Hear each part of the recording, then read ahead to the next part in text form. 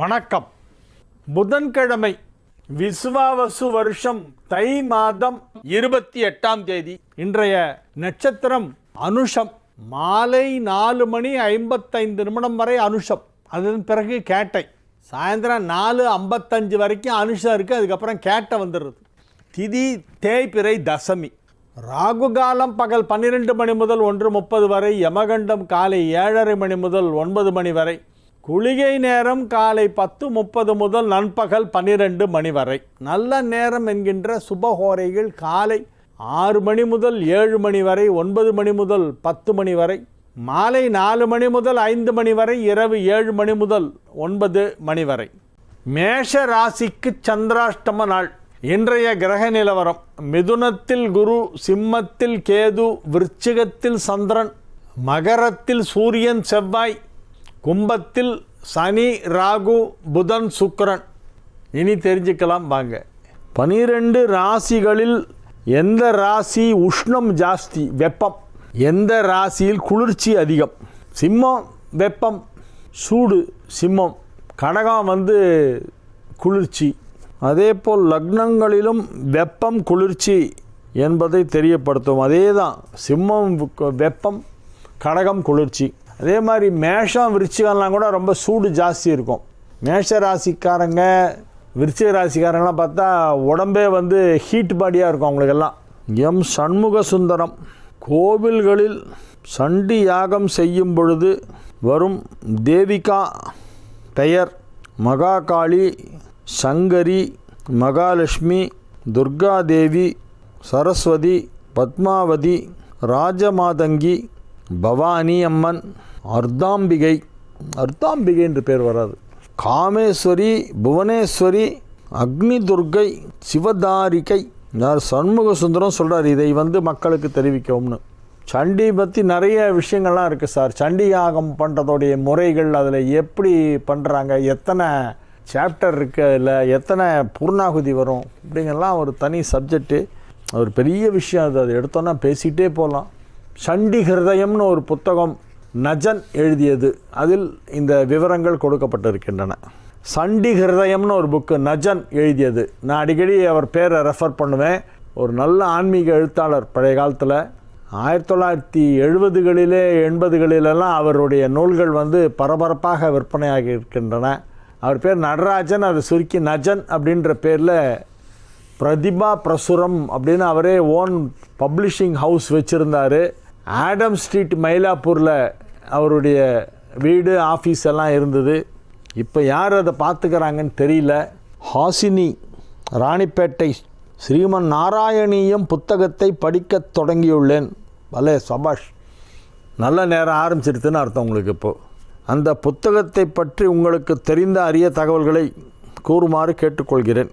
வெத்தலை மாலை ஆஞ்சநேயருக்கு அணிவிப்பது ஏன்? மற்றும் எனக்காக ஒரு பாட்டு பாடுங்கள் ஐயா. இது நல்லா இருக்கே, புதுசான கேள்வி இது. இப்போதான் எனக்கு த்ரோட்டு சரியில்லை, அடுத்த வாரம் பாடுறேன். பாடும் பணியே பணியாய் அருள்வாய் அப்படின்னு கேட்குறேன், கொடுக்க மாட்டேன்டாரு. ஜோசியம் பார்க்குற பணி தான் கொடுத்துருக்காரு எனக்கு. பாடும் பணியே பணியாக இருந்தால் எவ்வளோ நல்லாயிருக்கும். இசைக்கலைஞர்கள்லாம் ரொம்ப கொடுத்து வச்சவங்க. திருநீற்றை சிந்தினாலோ கீழே கொட்டினாலோ அடுத்த பிறவியில் புலியாக பிறப்பாள், பள்ளியாக பிறப்பாள். எல்லாம் ஏதோ சொல்லுவாங்க சும்மா. திருநீரை பயபக்தியாக எடுத்துக்கணும். அது கீழே சிந்தி காலில் மிதிப்படக்கூடாது. அது கொடுக்க வேண்டிய ஒரு மரியாதையை கொடுக்கணும். காலிலெல்லாம் பற்றக்கூடாதுங்கிறதுனால அந்த மாதிரி சொல்லியிருக்காங்க. அவ்வளோதான். உடனே பள்ளியாக பிறப்பான், ஓனானா பிறப்பான் அப்படின்னுலாம் ஏதாவது ஒன்று ஆரம்பிச்சுட்றாதீங்க. அதெல்லாம் யாருக்கும் தெரியாதுங்க. போன பிறவியில் நான் என்னவாக இருந்தேன்னு எனக்கு தெரியாது. அடுத்த பிறவி என்று ஒன்று இருந்தால் அதில் நான் என்னவாக பிறக்கப் போகிறேன் என்பதும் எனக்கு தெரியாது. எல்லா மனிதர்களுக்கும் இது பொருந்தும். ரிஷிகளுக்கு மட்டும் தெரியுமா? பெரிய தவச்சில ரிஷிகள்லாம் இருக்காங்களா, அவங்களுக்கு மட்டும் தெரியுமா. மற்றவங்க யாருக்கும் முற்பிறவியை பற்றியோ அல்லது மறுபிறவியை பற்றியோ தெரிவிக்காமல் கடவுள் அதை ஒரு மறைவு மாதிரி போட்டு வச்சுருக்கிறான். ஒரு குழந்தை வயிற்றில் இருக்கும்போது அதுக்கு தெரியுமா நம்ம எங்கே இருந்தோம், இப்போ எங்கே இருக்கோம், யாருக்கு பிறக்க போகிறோம் என்பது முதற்கொண்டு அந்த குழந்தைக்கு தெரியுமா. அது வெளியே வந்த உடனே அந்த வெளி காற்று பட்டதும் அதெல்லாம் மறைஞ்சிருமா ஒரு செகண்டில். அதனால தான் அது அழுமா. அது ஏன் அழுது அப்படின்னு கேட்டால் டாக்டர்ஸ் வேறு காரணம் சொல்லுவாங்க. அதோடைய முற்பிறவி ஞாபகம் ஃபுல்லாக ஒரு செகண்டில் எரேஸ் ஆகிடுமா அது மைண்டிலேருந்து. சடம்னு ஒரு காற்று இருக்கான், அட்மாஸ்பியரில் சடம் அப்படின்னு ஒரு வாயு. அது என்ன பண்ணும், இந்த குழந்தையோட ஃபேஸில் பட்ட உடனேயே அதோடைய முற்பிறவி நினைவுகளை எல்லாம் அப்படியே மறக்க செய்து விடுமாம். ராமாபுரம் லட்சுமி விடுகநாதர், சதய நட்சத்திரத்திற்கு சுக்கிரதசை எப்படி இருக்கும்? நல்லாயிருக்கும். ஏன்னா சதயம் ராகுவோட நட்சத்திரம். ஆனால் எப்போ வரும் தெரியுமா? அது முதல்ல ராகு தசை, அதுக்கப்புறம் குரு தசை, அதுக்கப்புறம் சனி தசை, அதன் பிறகு புதன் தசை, அதுக்கப்புறம் கேது தசை, அதுக்கப்புறம் 6வது தசையாக சுக்கரன் வரும். அதுதான் கடைசி தசையாக இருக்கும் அநேகமாக. ஏன்னா எல்லாமே பெரிய பெரிய தசை வரும்போது எப்படியும் 60க்கு மேலே ஆகிடும் சுக்கிரதசை வரும்போது சதய நட்சத்திரக்காரங்களுக்கு. பார்வதி அம்பத்தூர் இந்த கேள்வி கேட்டிருக்காங்க. பார்வதி அம்பத்தூர் மொத்தம் 5 கேள்வி கேட்டிருக்காங்க. போதாயன அமாவாசை பற்றி கூறவும். ஜாதகத்தில் சில கட்டங்களில் வெற்றிடமாக உள்ளன, அதை எப்படி எடுத்துக்கொள்வது? ஆமாம், 12 இடத்துக்குள்ளே 9 வரணும் இல்லை, சில நேரத்தில் 2, 3 சேர்ந்தே இருக்கும். அப்போ நிறைய கட்டம் காலியாக தான் இருக்கும். வெற்றிடமாக இருந்தால் ஒன்றும் தவறு கிடையாது. நிறைய கட்டங்கள் வெற்றிடமாக இருந்தால் அதை எப்படி எடுத்துக்கொள்வதுன்னு கேட்குறாங்க பார்வதி. சிலருக்கு கல்யாணமே ஆவதில்லை, சிலருக்கு குழந்தையே பிறப்பதில்லை, ஆனால் ஜாதகத்தில் அதற்கான வாய்ப்பு இருக்கிறது என்று சொல்கிறார்கள். உங்கள் பதிலை ஆவலோடு எதிர்பார்க்கிறேன். அம்பத்தூர் பார்வதி. 12ல் குரு, 8ல் சுக்கிரன், கன்னி லக்னம். நல்லா தான் இருக்கும். 12ல் குரு. அவங்களே தான் எதையும் கேட்குறாங்க. சதயத்துக்கு எப்படி இருக்கும், சுக்கிரதசை எப்படி இருக்குன்னு கேட்குறாங்க. ரொம்ப லேட்டாக தான் வரும் சுக்கிரதசை. நல்லாயிருக்கும். ஏன்னா ராகுவும் சுக்கிரனும் குரு சிஷ்யன். சுக்கிரனுடைய சிஷ்யன் தான் ராகு. அதனால் ராகுவுடைய நட்சத்திரத்தில் பிறந்தவங்களுக்கு சுக்கிரன் கெடுதல் பண்ண மாட்டார். அதெல்லாம் நல்லாயிருக்கும். ஒரு தலைமுறை என்று 33 ஆண்டுகளை குறிப்பிடுகிறார்களே, அப்படிலாம் கிடையாது. ஒரு தலைமுறைன்னா ஒரு அந்த ஃபேமிலியில் அடுத்த ஜென்ரேஷன் வர வரைக்கும் அது ஒரு தலைமுறை. அடுத்தது பசங்க தலையெடுத்தாங்கன்னா அது அடுத்த தலைமுறை. அவங்களுக்கு வயசாகி பேரன் வந்து வீட்டை மேனேஜ் பண்ணுறான்னா அப்போ அது 3வது தலைமுறை. அப்படி தான் கணக்கு. 33 வருடம்ங்கிற ஒரு கணக்கு வந்து நான் பார்த்ததில்ல எங்கேயும். முதல் வருடாந்திர திதி கொடுக்க வேண்டுமானால் அவர்கள் இறந்த தமிழ் மாதம், அதில் வருகின்ற அவர்கள் இறந்த திதி, அது தேய்பிறையா வளர்பிறையா அவர்கள் இறந்ததோ அந்த பிறையிலே வருகின்ற அந்த திதியிலே தான் கொடுக்க வேண்டுமா, அல்லது 12 நாள் கழித்து கொடுக்க வேண்டுமா? எதுக்கு 12 நாள் கழித்து கொடுக்கணும்? இறந்தப்போ தான் 12 நாள் கழித்து காரியம் பண்ணுவாங்க. வருடாந்திர திதி அவங்க என்ன திதியில் இறந்தாங்களோ அன்றைக்கி தான் கொடுக்கணும். அதுதான் டெத் அனிவர்சரி. பிறந்த நாளை நட்சத்திரத்தில் கொண்டாட வேண்டும், திதியை அவர்கள் இறந்த திதியிலே கொண்டாட வேண்டும். இதில் எந்த மாற்று கருத்துமே கிடையாது. இது எல்லாருக்கும் பொதுவானது. ஆங்கில தேதி, ஆங்கில மாதம் இதற்கு தொடர்பில்லை. ஆங்கில தேதி, ஆங்கில மாதம் நம்மளுடைய நடைமுறையிலே நாம் வந்து பல விஷயங்களுக்கு அதைத்தான் பின்பற்ற வேண்டும். என்றாலும் திதி கொடுக்கறதே அவங்க இறந்த திதி என்றைக்கு வருதோ அன்றைக்கி தான் கொடுக்கணும். இப்போ கார்த்திகை மாதம் இறந்துருக்காங்கன்னா அது நவம்பரில் இறந்துருக்கலாம், ஆனால் டிசம்பரில் சில நேரத்தில் திதி வரும். புரியுதுங்களா உங்களுக்கு? கார்த்திகை ஃபுல்லாகவே எப்போ வேணாலும் வரும். அதே மாதிரி தான் இந்த பிறந்த நாளையும் வந்து ரொம்ப பேர் குழப்பிக்கிறாங்க. நிறைய பேர் என்கிட்ட லெட்டர் போட்டு சார் மெயிலில் அனுப்புகிறாங்க, என்னுடைய சஷ்டப்த பூர்த்திக்கு டேட் கொடுங்க சார். சஷ்டப்த பூர்த்தி என்றைக்கு நட்சத்திரம் வருதோ அன்றைக்கி தான் பண்ணோம். அதுக்கு நல்ல நாள் பார்த்து முகூர்த்த நாள் பார்த்தெல்லாம் பண்ண முடியாது. ஒருத்தர் சொல்கிறார் சார் சனிக்கிழமையில் வருது சார், அன்றைக்கி பண்ணலாமா சஷ்டப்த பூர்த்தியை அப்படின்றார். ஆமாம், நட்சத்திரம் சனிக்கிழமையில் இருந்தால் சனிக்கிழமையில் தான் பண்ணோம். நட்சத்திரம் ஒன்று தான் அதுக்கு கணக்கு, வேறு எதுவுமே பார்க்க வேண்டாம். அன்றைக்கி என்ன யோகம், என்ன கிழமை, என்ன திதி எல்லாம் பார்க்க வேண்டாம். நட்சத்திரம் அன்றைக்கி இருக்கா அன்றைக்கி பண்ணலாம். அதே போல் தான் இறந்தவங்களுக்கு திதி கொடுக்குற அன்றைக்கி அவங்க இறந்த திதி என்னவோ அந்த திதி அன்று இருக்க வேண்டும், மத்தியானம் வரைக்கும் இருக்கணும். அது ஒன்று தான் கணக்கு. ஏபி செந்தில்குமார், புதிய பஸ் நிலையம் பின்புறம், திருப்பூர், பிச்சம்பாளையம் புதூர். ஏபி செந்தில்குமார், திருப்பூர், இந்திரா நகர். ஒளிமயமான எதிர்காலம் உங்கள். மேஷ ராசிக்கு இன்று சந்திராஷ்டமம். இன்னைக்கு காலையில் 3 மணிக்கு ஆரம்பிச்சிடுச்சு. early morning 3 o'clock ஸ்டார்ட் ஆயிடுச்சு. எனவே மேஷ ராசி அன்பர்கள் மிகுந்த கவனத்துடன் இருக்க வேண்டும். பண விஷயத்தில் ரொம்ப கேர்ஃபுல்லாக இருக்கணும். தேவையில்லாத மெசேஜ் எல்லாம் வரும், அதை கிளிக் பண்ணுன்னு வருவோம், நீங்கள் கிளிக் பண்ணிடக்கூடாது.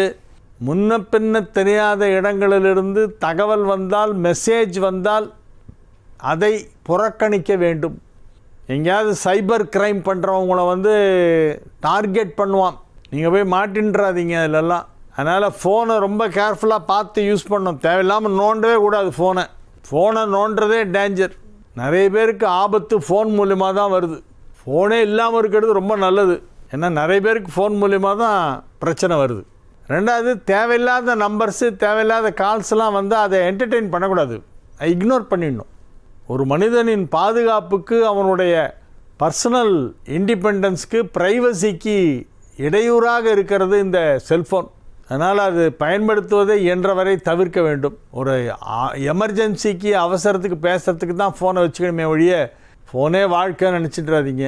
ஃபோன் இல்லாமலாம் எவ்வளோ வருஷம் நம்மளாம் வாழ்ந்துருக்கோம். இன்றைக்கி சந்திராஷ்டமம் இருக்குது, அதனால் மேஷ ராசிக்கு இந்த அட்வைஸ், அவாய்ட் யூஸிங் ஃபோன். ரிஷப ராசிக்கு இது ஒரு நல்ல நாள், மகிழ்ச்சியான நாள். 10ஆம் இடத்திலே 4 கிரகங்கள் ஒன்றாக இணைந்திருப்பது தொழில் வளர்ச்சியை குறிக்கின்ற அற்புதமான ஒரு யோகம். தொழில் வளர்ச்சி மிக சிறப்பாக இருக்கும். பெரிய பெரிய தொழில் ஒப்பந்தங்களிலே கையெழுத்திடுவீர்கள். பெரிய பெரிய வாய்ப்புகளெல்லாம் உங்களை தேடி வரும். வெளிநாடுகளுக்கு ஏற்றுமதி செய்வதிலே நீங்கள் இப்பொழுது கவனம் செலுத்தினால் உங்களுக்கு நல்லது. எந்தெந்த பொருட்களை ஏற்றுமதி செய்யலாம்? சமீபத்திலே நமது அரசாங்கம் ஏற்றுமதிக்கு நிறைய சலுகைகளை கொடுத்திருக்கிறார்கள். புதிதாக நிறைய வாய்ப்புகளை எல்லாம் உருவாக்கியிருக்கிறார்கள். உலகளாவிய சந்தை இப்பொழுது நமக்கு சுலபமாக வசப்படுகிறது. Global market is open. There is a vast market for textiles, food items, groceries, handicrafts, toys, etc. எனவே அதை பயன்படுத்தி கொள்ள வேண்டும். வெளிநாடுகளுக்கு ஏற்றுமதி செய்வதற்கான சந்தர்ப்ப சூழ்நிலை இப்பொழுது உலக அளவிலே மிக மிக மிக சிறப்பாக இருக்கிறது. எனவே இந்த நல்ல சந்தர்ப்பத்தை பயன்படுத்தி கொண்டு உங்களுடைய வியாபாரத்தை வளர்ச்சி அடைய செய்வதற்கு என்னெல்லாம் புதிதாக செய்யலாம் என்பதை பற்றி ஆலோசனை மேற்கொள்ள வேண்டும். ஜாதக ரீதியாக தொழில் வளர்ச்சி மிகச் சிறப்பாக இருக்கக்கூடிய நல்ல நாள். மிதுன ராசிக்கு இன்றைய நாள் மிக அற்புதமான நன்மைகள் நடைபெறக்கூடிய நல்ல நாள். வலுவான நிலையிலே சில கிரகங்களெல்லாம் அமைந்திருக்கின்றன.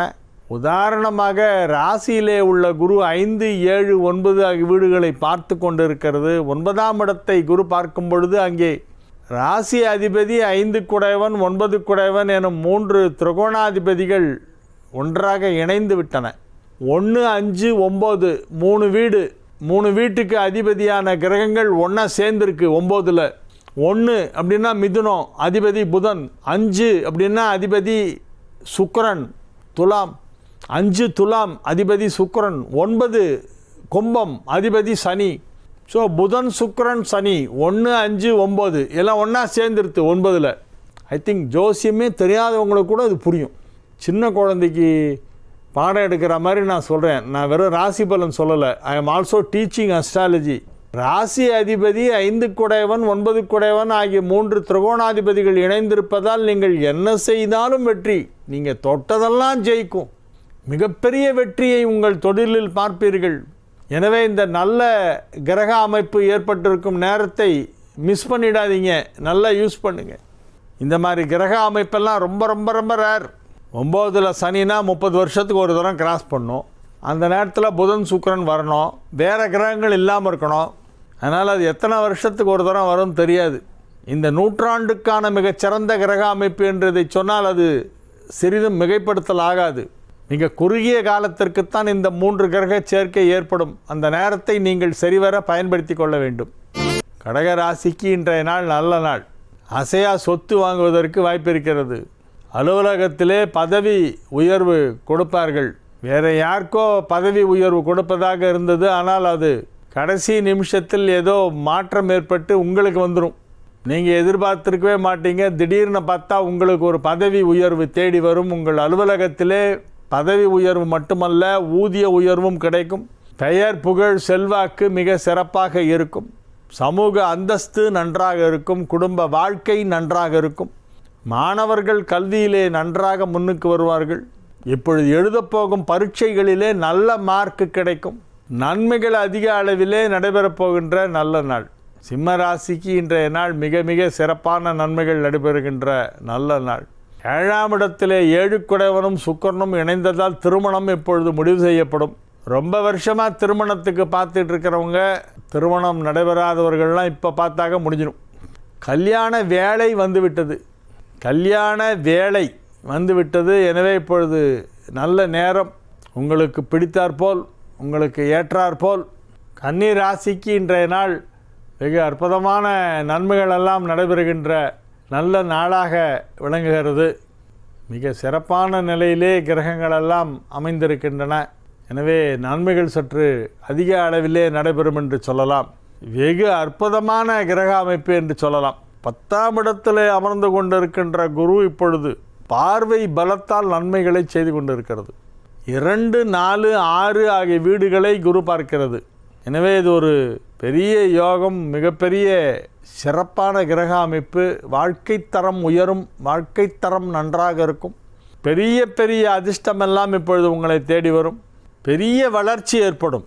தொழில் வளர்ச்சி, பண நிலவரம், பொருளாதார நிலவரம், பண நிலவரம் நிறைய பெரிய வளர்ச்சி ஏற்படும்.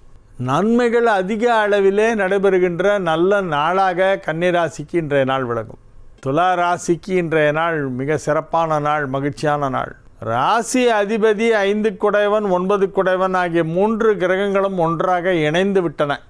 ராசி அதிபதி சுக்கிரன், 5 குடைவன் சனி, 9 குடைவன் புதன், 3 ஒன்றா சேர்ந்துருச்சு. இந்த காம்பினேஷன் பெரிய விஷயங்க. சாதாரண கிரக அமைப்பில்லை இது. இது ரொம்ப சாதாரணமாக இல்லை, ரொம்ப பெரிய யோகம்.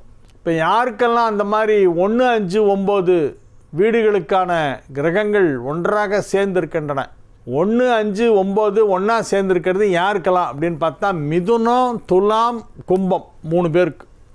மிதுனத்துக்கு 1, 5, 9 சேர்ந்திருக்கு, துலாமுக்கும் 1, 5, 9 சேர்ந்திருக்கு, கும்பத்துக்கும் 1, 5, 9 சேர்ந்திருக்கு. இந்த 3 ராசிக்காரர்களுக்கு மட்டும் ஏற்பட்டு இருக்கின்ற மிக அபூர்வமான அற்புதமான கிரக அமைப்பு. மிதுனம், துலாம், கும்பம் 3 ராசிக்காரர்களுக்கு இப்போ ஒரு பெரிய யோகம், ஒரு பெரிய அதிர்ஷ்டம். அது எத்தனையோ வருஷங்களுக்கு ஒரு தரம் தான் வரும். ரொம்ப ரேர், ரொம்ப அபூர்வம். எனவே இந்த 3 ராசிக்காரங்களும் இப்போ என்ன ட்ரை பண்ணாலும் நடக்கும். மிதுனம், துலாம், கும்பம். எனவே துலா ராசிக்கு இன்றைய நாள் நல்ல நாள், மகிழ்ச்சியாக இருப்பீர்கள். வெற்றிகரமாக உங்கள் வேலைகளை எல்லாம் செய்து முடிப்பீர்கள். குடும்பம் அமைதியாக இருக்கும். குடும்பத்தில் சுப நிகழ்ச்சிகள் எல்லாம் நடைபெறும். குடும்ப வாழ்க்கை திருப்திகரமாக இருக்கும். நன்மைகள் நடைபெறுகின்ற நல்ல நாள். விருச்சிக ராசிக்கு இன்றைய நாள் மிக சிறப்பான நன்மைகள் எல்லாம் நடைபெறுகின்ற நல்ல நாள். ராசி அதிபதி உச்சம் பெற்றிருப்பதால் யோகம். ராசி அதிபதி உச்சம், ராசியிலே பாக்யாதிபதி சந்திரன் கடந்து சென்று கொண்டிருக்கிறது. எனவே நன்மைகள் அதிக அளவிலே நடைபெறுகின்ற நல்ல நாள், மகிழ்ச்சியான நாள். வெற்றிகரமாக வியாபாரத்தை செய்து கொண்டிருப்பீர்கள். உத்தியோகத்தில் உள்ளவர்களுக்கு ஒரு சிறிய பதவி உயர்வு கிடைக்கும். தனுசு ராசிக்கு இன்றைய நாள் நல்ல நாள். மிக சிறப்பான நிலையிலே ராசி அதிபதி 7ஆம் இடத்திலே அமர்ந்து கொண்டு ராசியை பார்த்து கொண்டிருக்கிறது. எனவே இது ஒரு மிக அற்புதமான நன்மைகள் நடைபெறுகின்ற நல்ல நேரம் என்று சொல்லலாம். அதிலும் குறிப்பாக 5 குடைவன் உச்சம் பெற்றிருப்பதால் பதவிகள் கிடைப்பதற்கு வாய்ப்பு இருக்கிறது. 5ஆம் இடம் என்பது பதவிகளை குறிக்கும், குழந்தைகளை குறிக்கின்ற இடம். 5 குடைவன் உச்சம் பெற்றதால் உங்கள் பிள்ளைகள் நன்றாக படிப்பார்கள். பிள்ளைகளை பற்றி கவலையே பட வேணாம். நல்லா படித்து நல்ல மார்க் வாங்குவாங்க. அவங்கள சும்மா படி படி படி படின்னு போட்டு துணங்காதீங்க, விட்டுருங்க, ஃப்ரீயாக விடுங்க, விளையாட விடுங்க. படிப்பாங்க, நிச்சயமாக படிப்பாங்க. மகர ராசிக்கு இது மகிழ்ச்சியான நாள், நன்மைகள் நடைபெறக்கூடிய நல்ல நாள். மிக மிக மிக சிறப்பான நன்மைகளெல்லாம் நடைபெறப் போகின்றன. ஏராளமான நன்மைகளெல்லாம் நடைபெறப் போகின்றன. மகர ராசியிலே உள்ளவர்களுக்கெல்லாம் இப்பொழுது புதிதாக வீடு வாங்கக்கூடிய வாய்ப்பு வலுவாக காணப்படுகிறது. லாபஸ்தானாதிபதியாகிய அங்காரகன் ராசியிலே உச்சம் பெற்றிருப்பதால் இப்பொழுது சொந்த வீடு வாங்கலாம். சொந்த வீடு வேணுமென நினைத்தால் இப்பொழுது வாங்க முடியும். வாங்க நினைத்தால் வாங்கலாம், வழியா இல்லை உலகிலே. அசையா சொத்து தொடர்பான பிரச்சனைகள் இருந்தால் அது முடிவுக்கு வரும். பூர்வீக சொத்து தொடர்பான வழக்குகள் இருந்தால் அது முடிவுக்கு வரும். நன்மைகள் அதிக அளவிலே நடைபெறுகின்ற நல்ல நாள். கும்ப ராசிக்கு இன்றைய நாள் மிக மிக சிறப்பான நன்மைகள் நடைபெறக்கூடிய நல்ல நாள். 3 முக்கியமான கிரகங்கள் ஒன்றாக இணைந்து விட்டன. இது ஒரு பெரிய யோகம். எத்தனையோ வருடங்களுக்கு ஒரு முறை நிகழக்கூடிய ஒரு கிரக அமைப்பு. எத்தனையோ வருடங்களுக்கு ஒரு தரம் தான் அந்த மாதிரி ஒன்றா கரெக்டாக சேரும். அது இன்றைக்கி வந்திருக்கு, இப்போ இருக்குது. ராசி அதிபதி சனி ராசியிலே ஆட்சி, 5 குடைய புதன் ராசியிலே, 9 குடைய சுக்கிரன் ராசியிலே, 1, 5, 9 3 வீடு ஒன்றா சேர்ந்துடுச்சு. 1 அப்படின்னா ராசி அதிபதி, 5ன்னா பூர்வ புண்ணிய ஸ்தானாதிபதி, 9ன்னா பாக்யாதிபதி, எல்லாம் ஒன்றா சேர்ந்துருது ராசியில். இது ரொம்ப பெரிய ரேர் காம்பினேஷன், பெரிய ஒரு கிரக சேர்க்கை, மிக சிறப்பான கிரக சேர்க்கை, மிக மிக அற்புதமான கிரக சேர்க்கை. எனவே எவ்வளவு பெரிய நன்மை நடைபெறும் என்பதை வார்த்தைகளால் விவரிக்க முடியாது. இவ்வளோ பெருசா மனுஷங்களால் சொல்ல முடியாது, கடவுளுக்கு தான் தெரியும். உங்களுடைய ஜனனகால ஜாதகத்தின்படி நல்ல தசாபுக்திகள் நடைபெறுமையானால் மிக மிக மிக சிறப்பான நன்மைகளை நீங்கள் பார்ப்பீர்கள். உங்கள் வாழ்க்கை தரம் உயரும், பதவிகள் கிடைக்கும், வியாபாரத்தில் கொடிகட்டி பரப்பீர்கள், அலுவலகத்திலே பெரிய புகழும் செல்வாக்கும் உங்களுக்கு ஏற்படும். எனவே இது ஒரு நல்ல நாள். மீன ராசிக்கு இன்றைய நாள் மிக சிறப்பான நாள். 5 குடைவன் 9ஆம் இடத்திலே இருப்பதால் யோகம்.